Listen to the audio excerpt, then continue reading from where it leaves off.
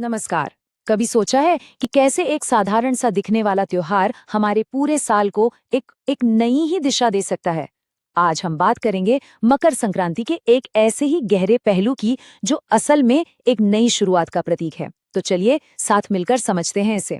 सवाल ये है कि क्या मकर संक्रांति के दिन की गई एक छोटी सी पूजा पूरे साल की दिशा बदल सकती है? ये सुनने में भले ही बड़ा लगे पर सोचने पर मजबूर तो करता है ना? मतलब क्या एक दिन का एक छोटा सा रिचुअल वाकई आने वाले कल पर इतना बड़ा असर डाल सकता है?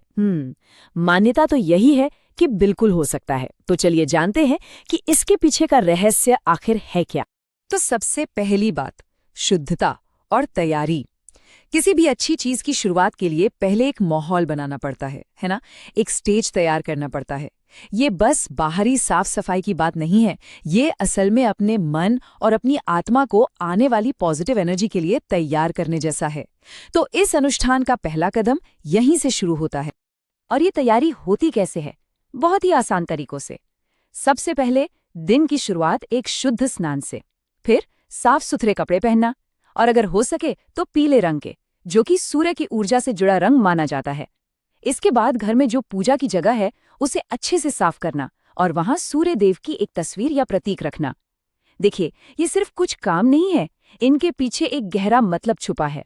हर एक काम, चाहे वो स्नान हो या नए कपड़े पहनना, ये सब पुरानी एनर्जी को पीछे छोड़कर नई पॉजिटिविटी को अपनाने का एक तरीका है।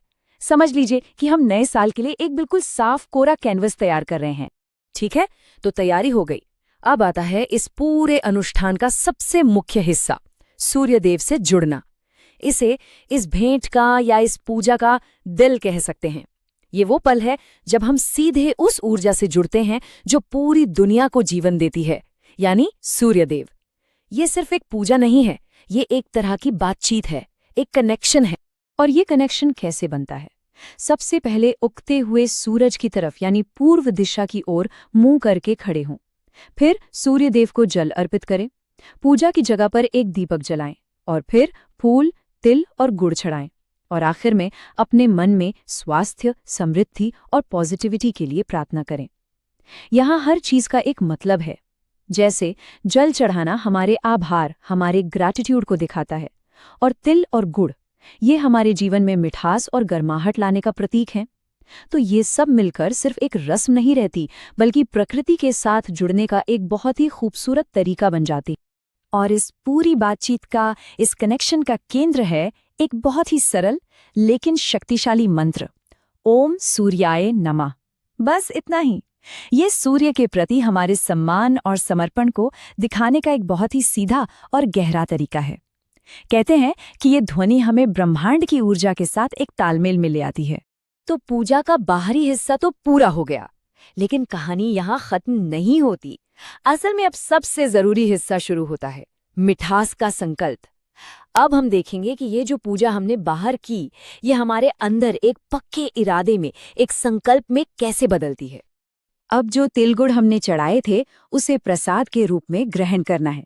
और ये सिर्फ कुछ मीठा खाना नहीं है, ये असल में उस पूजा से मिली पवित्र ऊर्जा को, उस आशीर्वाद को स्वीकार करना है, उसे अपने अंदर ले लेना है।